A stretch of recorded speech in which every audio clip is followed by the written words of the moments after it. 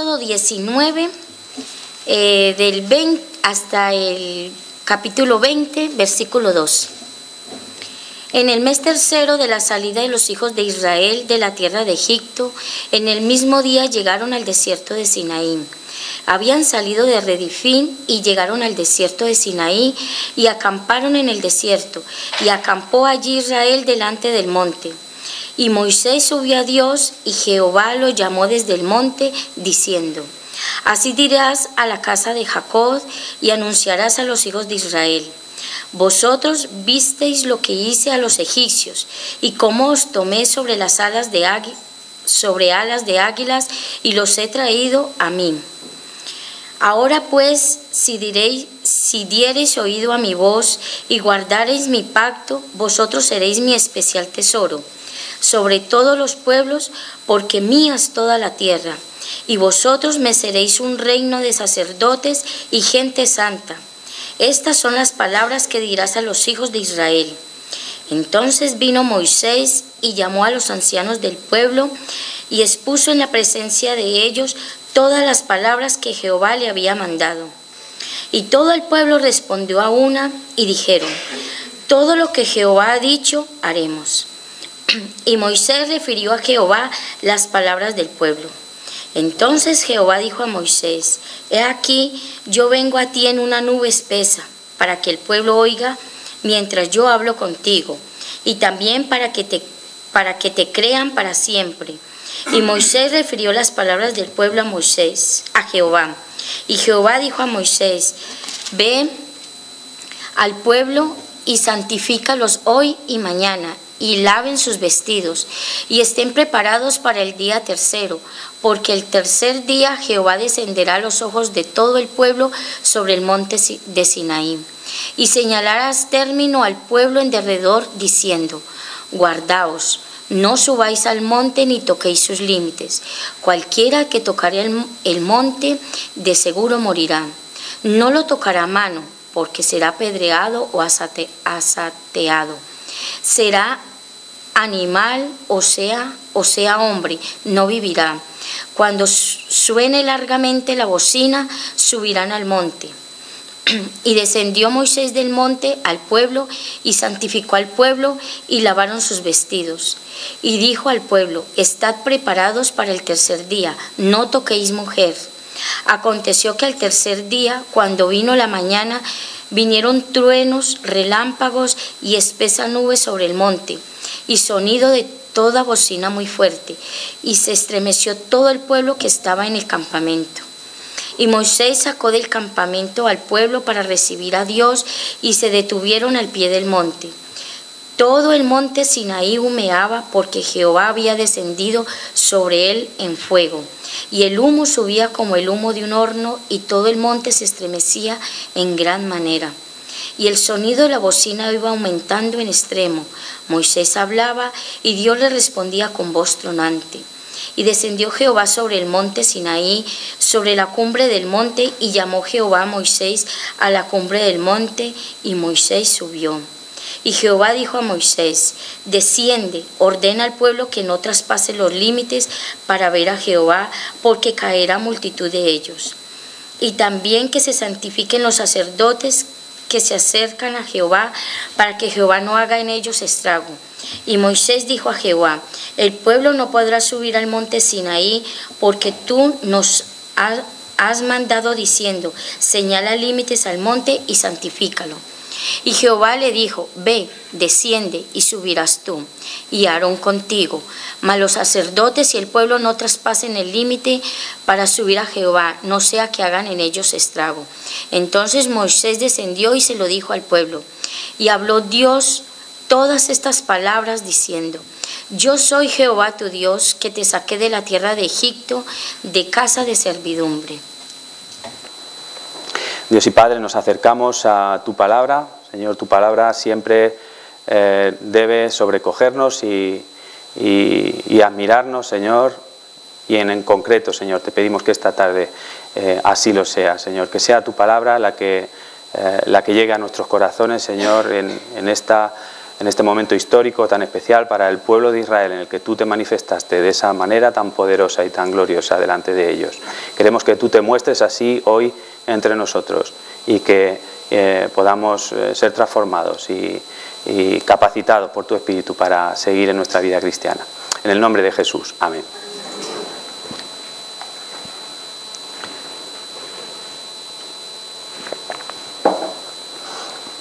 Bueno, estamos viendo una serie con Luis en el libro de Gálatas. Llevamos varios días hablando de la gracia y de cómo es la gracia de Dios y cómo se ha manifestado la gracia de Dios en Cristo. Así que digo, voy a llevarle un poco la contra y vamos a hablar de la ley. Entonces, con la de hoy comienzo una serie que no sé cuánto tiempo me llevará. Lo que sí tengo claro que van a ser 11 predicaciones, pero no sé cuánto tiempo llevará, en la que hablaremos de la ley.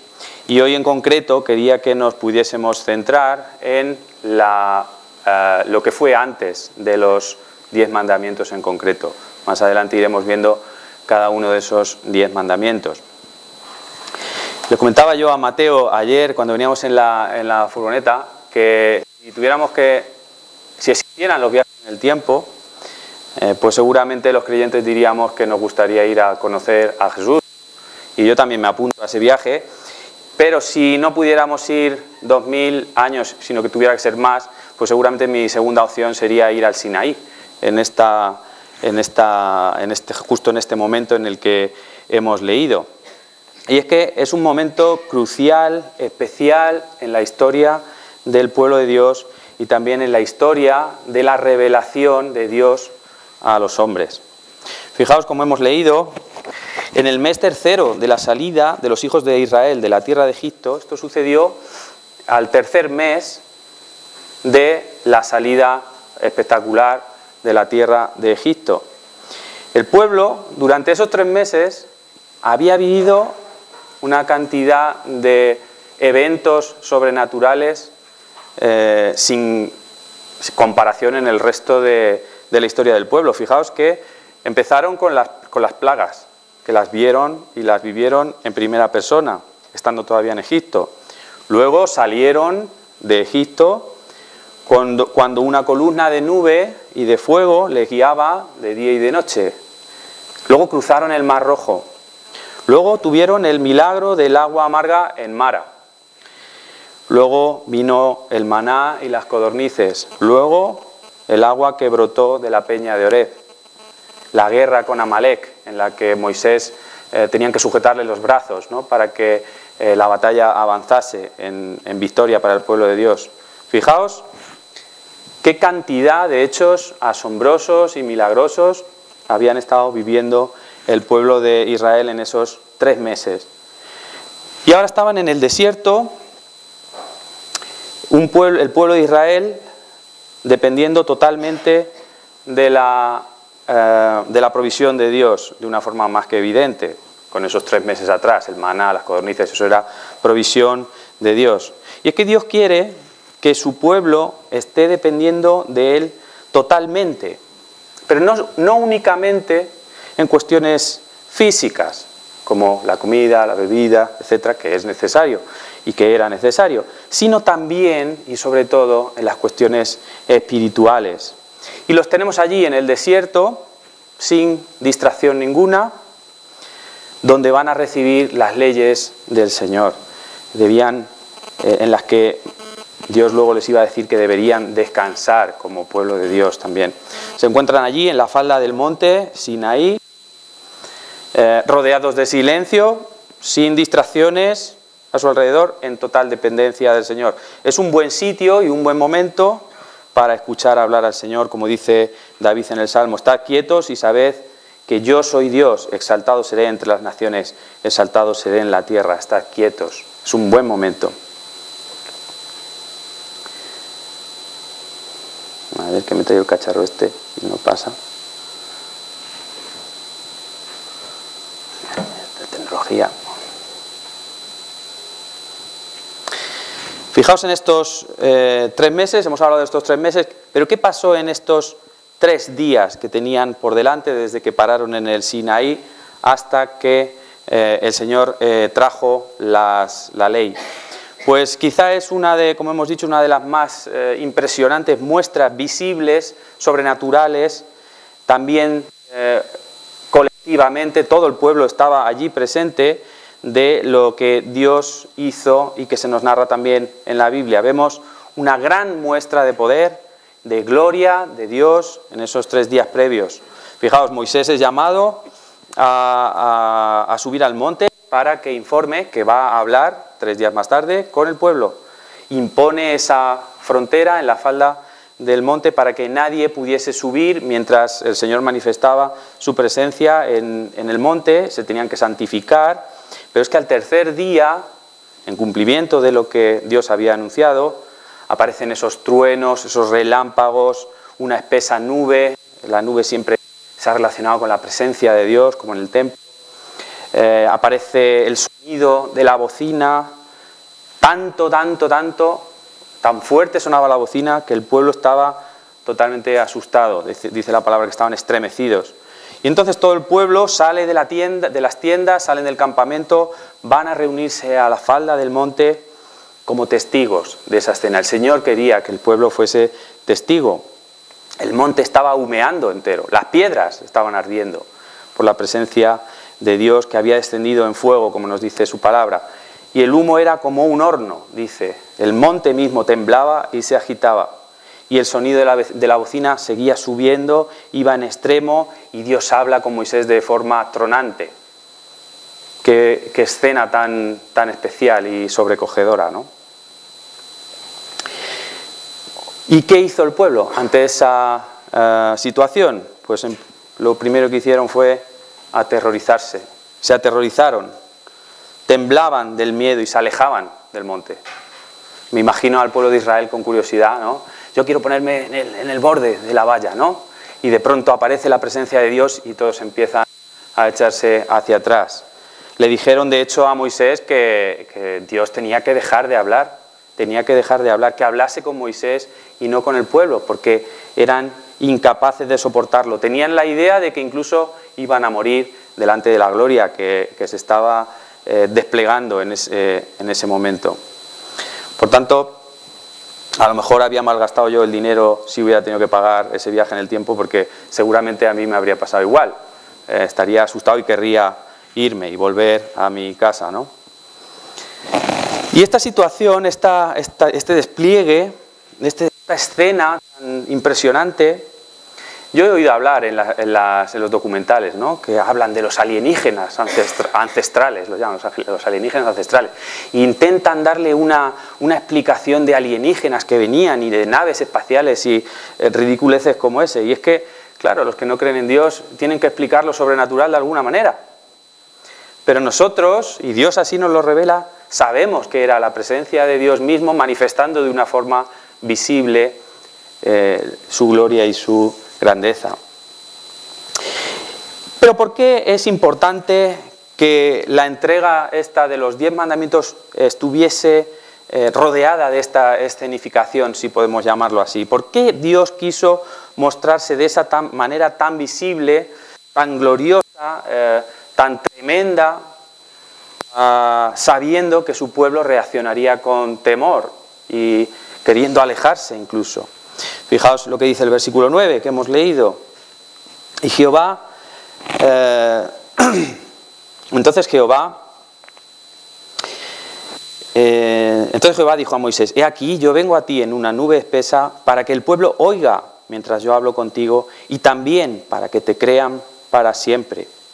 Por tanto, 2 de las funciones de esta escena es, primero, para que oyesen a Dios de una forma audible, pero también, en segundo lugar, para que creyesen las palabras de Moisés, que era el profeta de Dios, que traía al pueblo lo que Dios mismo estaba revelando y que esperaba de ellos como pueblo suyo. El pueblo escuchando a Dios y luego Moisés bajando y creyendo el pueblo esas palabras que decía Moisés. Me traía esto a la mente cuando mi hija, por ejemplo, le dice su madre, pues tienes que comerte todo lo que hay en el plato. Yo no estoy por allí, ¿no? Entonces, tienes que comerte todo lo que hay. Y casi siempre hay dificultades para que consiga que se lo cene todo, ¿no? Pero si en ese momento yo llamo por teléfono o voy y entro en la habitación y le digo a mi hija, tienes que comerte todo. Entonces, ahora ya sí mi hija se va a creer lo que su madre le estaba diciendo, porque a lo mejor a mí me ve con más autoridad, ¿no? Entonces, cuando yo refrendo lo que está diciendo su madre, entonces adquiere un nuevo significado y entonces es más probable que sí que se lo coma. Es un poco esa idea la que venía a mi cabeza cuando veía esto, que oigan que Dios está hablando al pueblo, que Dios está hablando de Moisés, y cuando venga Moisés, entonces oirán lo que Moisés también diría después. Pero no son las dos únicas razones que vemos en la palabra de Dios del motivo por el que esta escena estaba rodeando a ese evento de entregar la ley. Si leemos en Éxodo 20, un poquito más adelante, en los versículos 19 y 20, dicen, y dijeron a Moisés, habla tú con nosotros y nosotros oiremos, pero no hable Dios con nosotros para que no muramos. Y Moisés respondió al pueblo, no temáis, porque para probaros vino Dios y para que su temor esté delante de vosotros, para que no pequéis. O sea que hay otras razones adicionales. No era para asustarles, obviamente, sino que era para probarles, para que el temor de Dios estuviese siempre presente en sus vidas, para que no pequen, para que no pecasen. Si vamos a Deuteronomio, un poquito más adelante, en el capítulo 4 y versículo 10, si queréis no lo poner ahí un dedo señalándolo, luego leeremos alguna cosa más. 4:10, fijaos lo que dice Moisés al pueblo más adelante. El día que estuviste delante de Jehová, tu Dios, en Horeb, cuando Jehová me dijo, reúneme el pueblo para que yo les haga oír mis palabras, las cuales aprenderán para temerme todos los días que vivieren en la tierra y las enseñarán a sus hijos. Y os acercasteis y os pusisteis al pie del monte, y el monte ardía en fuego hasta en medio de los cielos con tinieblas, nube y oscuridad. Y habló Jehová con vosotros de en medio del fuego, oísteis la voz de sus palabras, mas a excepción de oír la voz, ninguna figura visteis.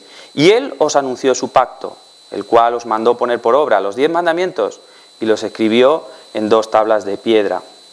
Por tanto, hay aquí 2 razones, para que nunca se olvidase.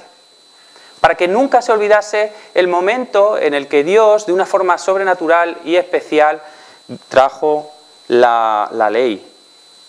Y de lo que hemos leído, también para declarar y revelar su pacto con el pueblo. Fijaos en el versículo 11, otra vez, de Deuteronomio. Bueno, no en el 11, más adelante, el 13. Y él os anunció su pacto, el cual os mandó poner por obra.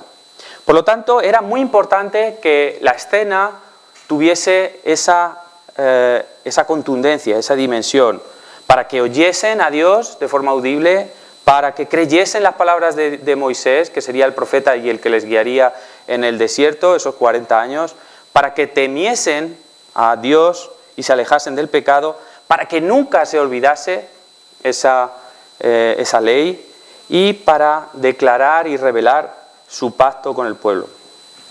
¿Y por qué Dios ha querido que esta crónica, estos hechos queden escritos y llegue hasta nosotros hoy? Pues para que le demos exactamente la misma importancia que el pueblo de Dios debía darle en aquella situación. Pues era importante esta escenificación, y vamos a entrar ahora en realmente lo que sucedió en esos días. Y la primera cosa que vemos, muy clara y a la vez más majestuosa y nos debe llenar de sorpresa es que Dios se revela. Dios se reveló en el monte Sinaí. Podemos quedarnos, si queréis, con ese espectáculo, que es con lo que se quedan los hombres cuando escuchan esto, como espectáculo de luz y sonido, podríamos decir, ¿no? Pero en realidad lo importante no era el espectáculo, la luz, el ruido, la bocina, eso no era lo importante.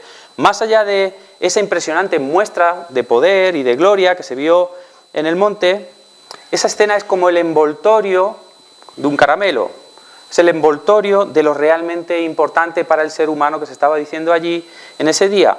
Dios decidió revelarse de una forma especial a los hombres.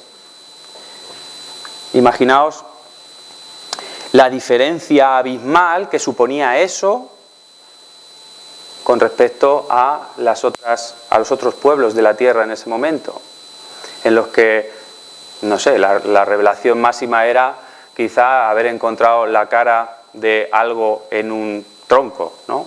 Esa podía ser la máxima revelación que podían esperar los pueblos.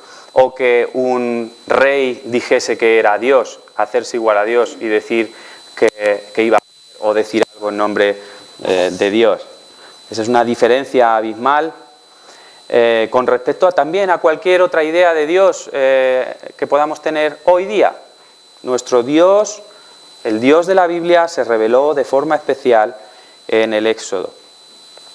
Dios habló, Dios mismo, desde el monte, en ese despliegue de potencia, majestad, como ningún otro ser humano habría podido montar de forma artificial, si queréis, de forma que con esa escena certificaba la procedencia divina de sus palabras.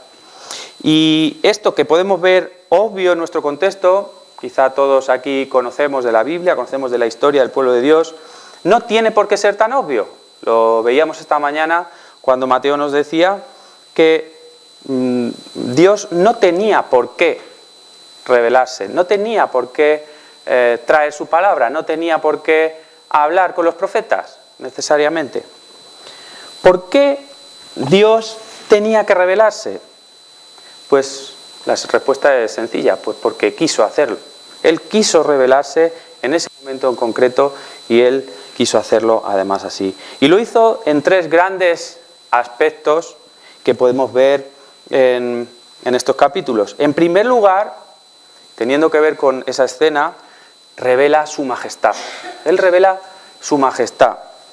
El monte entero estaba conmovido ante la misma presencia de Dios. Humeaba, estaba envuelto en fuego, el pueblo temblaba a la santidad de Dios, al ver la santidad de Dios y esa gloria. Lo vemos en el versículo 16. Aconteció que al tercer día, cuando vino la mañana, vinieron truenos y relámpagos y espesa nube sobre el monte y sonido de bocina muy fuerte, y se estremeció todo el pueblo que estaba en el campamento. El pueblo estaba llamado a honrar y a adorar a Dios, único Dios verdadero, por su majestad, que pudieron ver en el monte y durante esos 3 meses atrás también. Pero también se revela como un gran libertador, si lo vemos. En el prólogo que tenemos a los 10 mandamientos, el versículo 1 y 2, en el 2 en concreto, ¿qué es lo que nos dice? Yo soy Jehová tu Dios, que te saqué de la tierra de Egipto, de casa de servidumbre. El Señor se declara a sí mismo el libertador. Dios va a traer las leyes después, pero no lo va a hacer de una forma déspota o avasalladora, como era costumbre entre los reyes de otras tierras, en los que incluso en ciertos pactos de otros reyes de la época empezaban a lo mejor igual, empezaban yo soy el rey Sol, por ejemplo, ¿no? Y demando de vosotros esta serie de cosas, que normalmente eran abusivas y eran de vasallaje, ¿no? Sin embargo, Dios no hace así las cosas. Dios dice, yo soy Jehová tu Dios, que te saqué de la tierra de Egipto, de casa de servidumbre. Lo hace anunciando que es su Dios el que les ha libertado, que no ha sido indiferente al sufrimiento de su pueblo, como algunos pensaban, que ha tomado parte activa a favor de su pueblo, que está cumpliendo con el pacto que hizo con los padres, con Abraham y con Isaac y con Jacob. Y todo esto pese a la ingratitud y la falta de fe en el pueblo, porque fijaos nada más salir de Egipto con la columna de nube delante y de fuego por la noche delante de ellos. Hoy pienso yo que hoy estaríamos asombrados de ver una columna de nube que nos guía o que nos indica qué hacer. Bueno, pues en Éxodo 14, en los versículos 11 y 12, leemos: y dijeron a Moisés, ¿no había sepulcros en Egipto que nos has sacado para que muramos en el desierto, con el Señor delante de ellos? ¿Por qué has hecho así con nosotros, que nos has sacado de Egipto? ¿No es esto lo que te hablábamos en Egipto diciendo, déjanos servir a los egipcios, porque mejor nos fuera servir a los egipcios que morir nosotros en el desierto? Y luego más tarde Moisés les tiene que recordar al pueblo, hablando con el Señor, desde que los conozco han sido rebeldes al Señor. Hasta el punto que tuvo que intervenir en oración delante del Señor y decirle, oh Señor, no destruyas a tu pueblo y a tu heredad que has redimido con tu grandeza, que sacaste de Egipto con mano poderosa. Acuérdate de tus siervos Abraham, Isaac y Jacob. No mires a la dureza de este pueblo, ni a su iniquidad, ni a su pecado.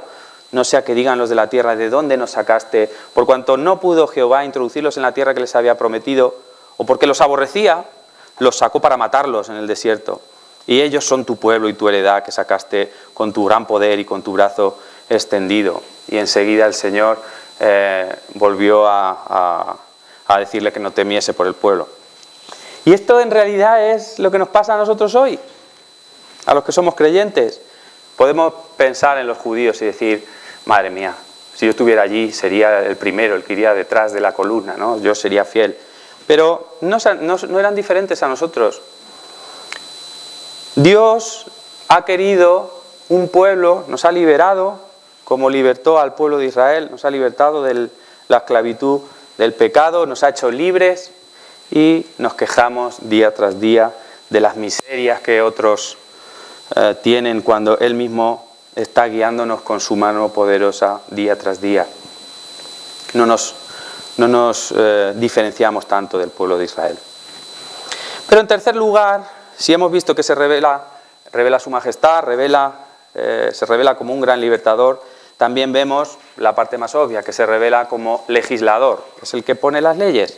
Esa es la parte con la que se quedan los que huyen de Dios, los que no quieren saber nada. Hablan de una ley que limita las libertades del hombre, que pretende frenar instintos naturales del ser humano que tienen por qué ser bueno, que en principio son buenos, como si los instintos, por el hecho de ser naturales, fueran buenos en sí mismos, ¿no? Los hombres piensan que si tenemos instintos y son naturales, es que deben ser buenos. Y lo que no saben es que nuestra naturaleza está corrompida por el pecado y los instintos son pecaminosos. Pero para entender la ley, si Dios se reveló allí como legislador y queremos entender la ley y su utilidad para nosotros hoy, para entender qué es lo que Dios estaba haciendo con su pueblo, es muy importante que entendamos el orden en el que Dios hizo las cosas, porque es premeditado y no está ahí de forma casual. Dios primero liberó y luego Dios legisló. Primero liberó y luego legisló. Y lo tenemos en el versículo 2 del capítulo 20. Yo soy Jehová, tu Dios, que te saqué de la tierra de Egipto, de casa de servidumbre, y entonces te recuerdo que te he liberado y ahora te voy a dar la ley. Y así además quería que se indicase a los que venían después. Si volvemos a Deuteronomio en el capítulo 6, versículos 20 y 25, no hace falta que busquéis, si no queréis os lo leo yo, dice, mañana cuando te preguntaré tu hijo diciendo, ¿qué significan los testimonios y estatutos y decretos que Jehová nuestro Dios os mandó? Entonces dirás a tu hijo, nosotros éramos siervos de Faraón en Egipto, y Jehová nos sacó de Egipto con mano poderosa. Jehová hizo señales y milagros grandes y terribles en Egipto sobre Faraón y sobre toda su casa, delante de nuestros ojos, y nos sacó de allá, para traernos y darnos la tierra que juró a nuestros padres, y nos mandó Jehová que cumplamos todos estos estatutos, y que temamos a Jehová nuestro Dios, para que nos vaya bien todos los días, y para que nos conserve la vida como hasta hoy. Y tendremos justicia cuando cuidemos de poner por obra todos estos mandamientos delante de Jehová nuestro Dios, como Él nos ha mandado. Fijaos, es muy importante el orden. Como Él se reveló, por eso lo hizo después de la liberación, por eso lo hizo en ese sitio, por eso lo hizo con ese despliegue. ¿Y por qué es tan importante ese orden?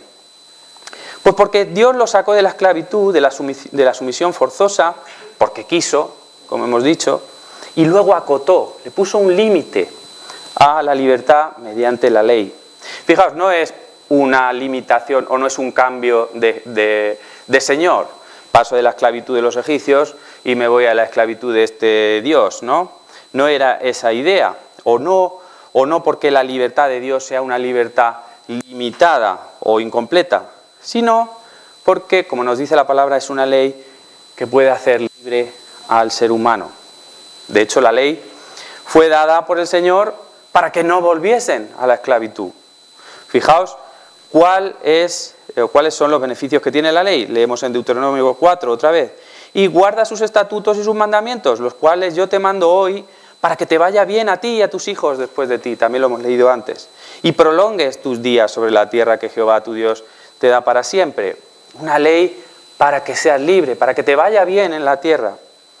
O no tenemos que quedarnos en el Antiguo Testamento. Si vamos a Santiago, dice: mas el que mira atentamente en la perfecta ley, la de la libertad, sorprendentemente, y persevera en ella, no siendo oidor olvidadizo, sino hacedor de la obra, éste será bienaventurado en lo que hace. Es una ley que acota la libertad, pero que no la restringe. Es como decirle a un pez, limitarle a un pez a vivir en el agua, ¿no? Entonces decimos: ¿cómo vas a limitar a un pez a vivir en el agua? Pues bueno, que ese pez intente vivir fuera del agua, si cree que esa es la libertad. Es en el agua donde el pez es libre, donde puede hacer lo que quiera. Fuera del agua no puede hacer lo que quiera porque está condenado a morir. En ese sentido, es la ley. La ley acota la libertad para que los seres humanos podamos vivir en una verdadera libertad, tal y como la quiere el Creador, que es nuestro Señor. Revela, por tanto, esta ley el carácter moral y santo de Dios. Los que hablan de Dios como una fuerza que sostiene el universo, una fuerza impersonal, que puede hacer que giren las estrellas y poco más, pues se equivocan. Dios es poderoso, lo vemos.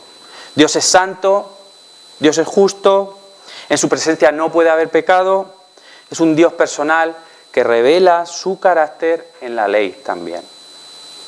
Y qué misericordia ha tenido Dios para con nosotros en que ha querido hacer esa revelación y dejarla de manera pública y notoria en la Biblia. Y la tenemos aquí miles de años después. ¡Qué maravilla! ¡Qué gloria sea el Señor!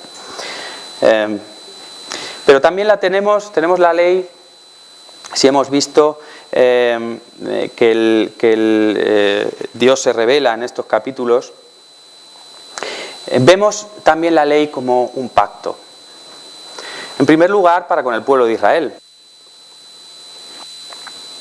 Es el pacto que comenzó Dios con Abraham, cuando Dios mismo se mostró a Abraham y le prometió que tendría una gran descendencia y que en su semilla serían benditas las naciones. Pues ahora con la ley Dios está revelando un poquito más del pacto, revelando algunas cláusulas, ¿no?, si queréis decirlo así, de su pacto. La evolución de la revelación del pacto de Dios, pues Dios ha querido hacerlo así, de una forma temporal, a lo largo del tiempo. No es todo el pacto de golpe. El pacto se ha ido revelando progresivamente. Si bien el Señor en la eternidad Él ya conocía todos los detalles, por supuesto. La confirmación y la renovación del pacto dado a Abraham la vemos en Deuteronomio 4:13, cuando dice: el Señor les dio a conocer su pacto, los 10 mandamientos, los cuales escribió en 2 tablas de piedra. Estaba confirmando el pacto en el monte Sinaí.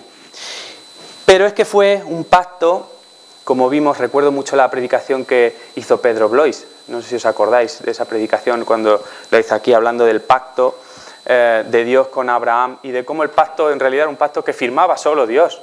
No lo firmaba Abraham, lo firmaba Dios, porque era un pacto suyo, un pacto de gracia, una liberación inmerecida, igual que la que tuvieron el pueblo de Israel de Egipto, como vemos en el capítulo 19, en los versículos 5 y 6.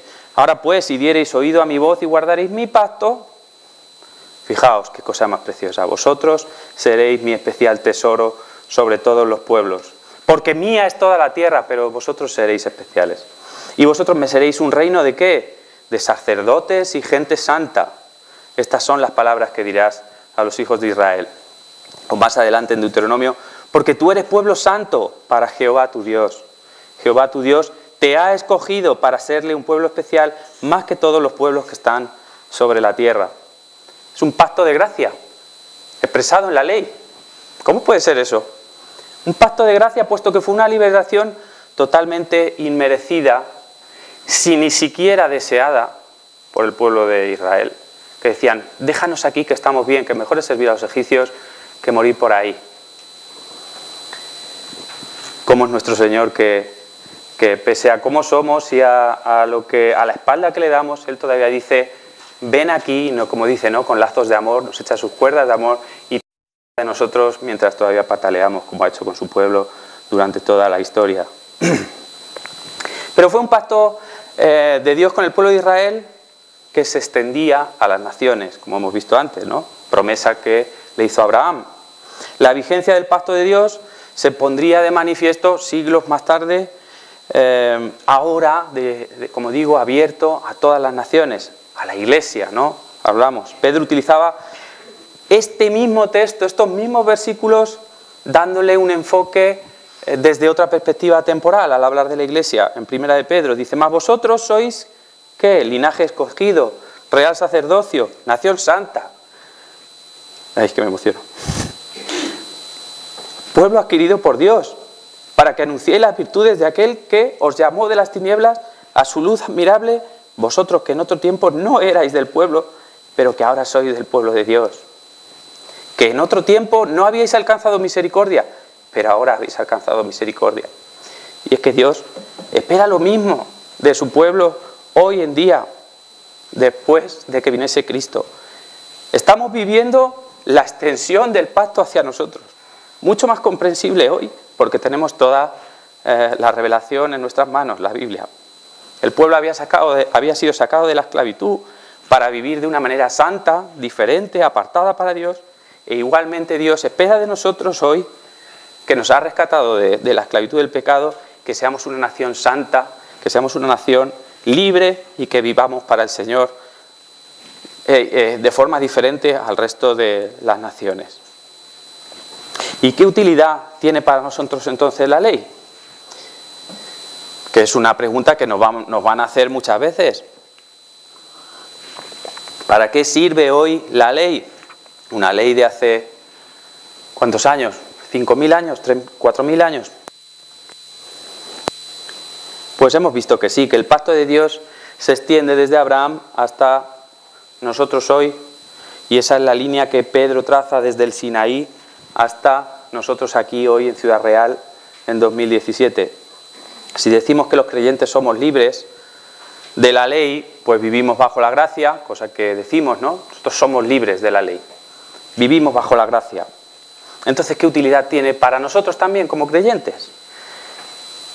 Porque es una pregunta que se han hecho todos en todas las épocas, de forma tradicional. Se ha venido diciendo, se ha entendido que la ley se dio con tres propósitos. El primero es un uso, si queréis, general, o llaman uso civil, y es un medio general mediante el cual Dios, en la gracia común hacia todos los seres humanos, de alguna manera está frenando el pecado.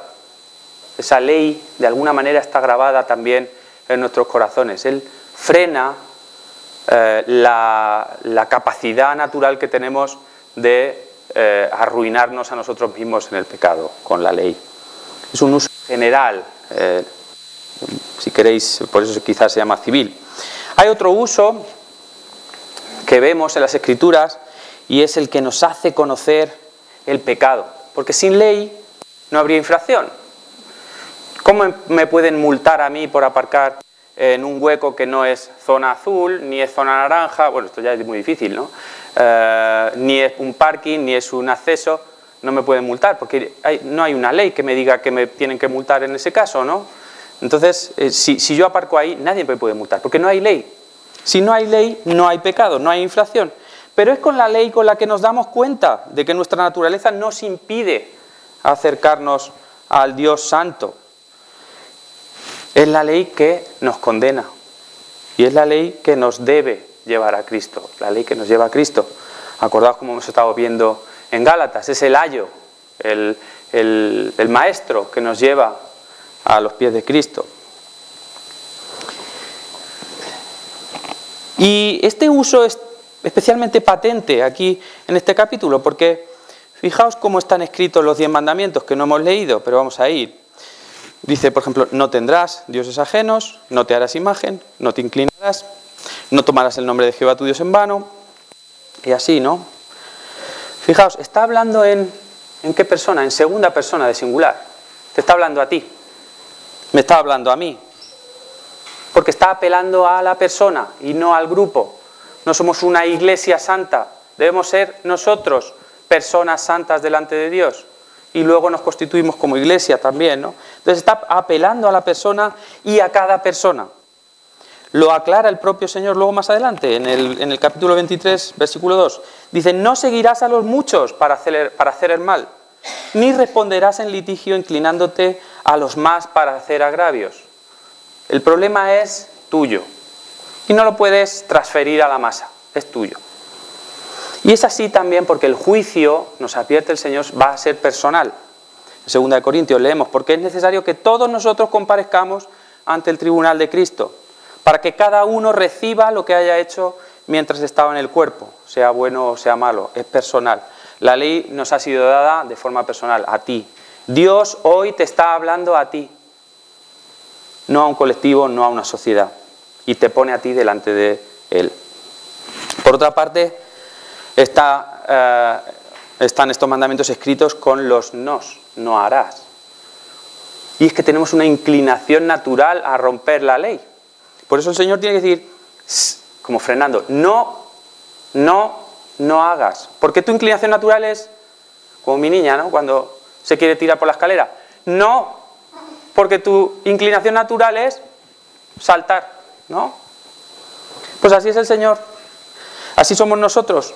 El Señor nos dice no, nosotros queremos saltar y Él nos tiene que frenar. Tenemos una inclinación natural a romper la ley y pone de manifiesto delante de nosotros, delante de nuestra cara, pone de manifiesto que somos unos farsantes y nos desenmascara, que no podemos cumplir la ley, no queremos siquiera cumplir la ley. Y el Señor por eso redacta así los mandamientos. Y en tercer lugar tiene un uso que sería el de caminar en la vida cristiana. El uso que llaman normativo. La ley es la regla de vida para los creyentes, puesto que es revelación directa de Dios y es lo que Él quiere de su pueblo. Es el instrumento que va a usar el Espíritu Santo para llevar a cabo nuestra santificación, como leemos en Romanos. Luego, ¿por la fe invalidamos la ley? Como decíamos antes, en ninguna manera, sino que confirmamos la ley. ¿Y qué dijo Jesús? Si me amáis, guardad mis mandamientos. Por tanto, la ley tiene vigencia hoy para nosotros, los creyentes también. Fijaos, la ley que no pueden cumplir los que no conocen a Cristo les condena. Pero el Espíritu Santo nos capacita a los creyentes para cumplirla en santidad. Fijaos la diferencia abismal, que es el motivo por el cual la ley debe ser nuestra guía de conducta en esta vida. En conclusión, podemos decir que en el Sinaí no vemos a un Dios atemorizador, un Dios de terror, sino que debemos ver a un Dios de amor, que ha querido revelarse y mostrarnos cómo quiere que sea su pueblo, que Él ama a su pueblo, que está en favor de su pueblo, porque Dios es santo, quiere que su pueblo sea santo. Pero por otra parte, y también es muy importante, Dios nos va a juzgar a todos, creyentes y no creyentes, de forma personal, con la ley en la mano. Nosotros vamos a estar delante de Dios y la ley va a estar ahí vamos a estar delante de Dios y la ley va a estar ahí delante. Nadie que no sea perfectamente santo va a poder entrar en la presencia del Señor. O dicho de otra manera, con palabras más gruesas, va a ir al infierno, que es lo que la Biblia nos advierte. Y entonces, ¿qué podemos decir? Pues que hay que cumplir la ley, hay que cumplir la ley. Jesús mismo, como hemos leído, enseñó a amar y a cumplir la ley. ¿Pero cómo podemos cumplir la ley? Pues la pregunta tiene una respuesta sencilla: no podemos cumplir la ley. Y quien diga que puede cumplir toda la ley, pues luego quedamos y que me explique cómo, porque ya la Biblia nos advierte que no podemos. Porque, fijaos, somos pecadores, o dicho de otra manera legal, somos unos delincuentes delante de Dios. Y dicho de una forma todavía más grave, somos unos delincuentes reincidentes delante del Señor. La ley, por tanto, nos muestra nuestra inclinación natural a violarla, nos condena de forma personal, nos pone de cara a Dios, a creyentes y a no creyentes por igual. Pero ¿qué pasa en los creyentes? Pues que tenemos la justicia de Cristo. Cristo vino a cumplir la ley por nosotros. Por eso podemos ir nosotros en justicia, como si fuéramos justos, porque Él pone su justicia en nosotros y nosotros tenemos acceso al Padre, porque si no, no podríamos. Y nos sirve de objetivo el cumplir, ahora que somos hijos de Dios, ahora queremos cumplir el ser la nación santa, queremos cumplir el ser sacerdotes de Dios y vamos a luchar por hacerlo. Pero a los segundos, a los que no creen, se deberían plantear la pregunta más importante: si yo quiero estar con Dios, ¿cómo puedo ser santo? Pues como hemos dicho, acudiendo a Cristo. Cristo es la única respuesta. Jesús es el que cumplió de forma perfecta la ley. Fijaos qué preciosa intervención divina en el monte del Sinaí y a lo largo de la revelación del pacto. Cuando el Padre dio la ley en el monte, el Hijo la cumplió, ¿verdad?, en la tierra cuando se hizo hombre, y el Espíritu Santo capacita a los creyentes para que la cumplan. Si has entendido esta situación y has acudido a Cristo, ahora eres salvo, ahora eres su pueblo, y ahora te vivir una vida santa de acuerdo a lo que Él quiere, porque yo soy santo, te he dado esta ley, este soy yo, yo me he revelado en esta ley, este soy yo, quiero que seas como yo.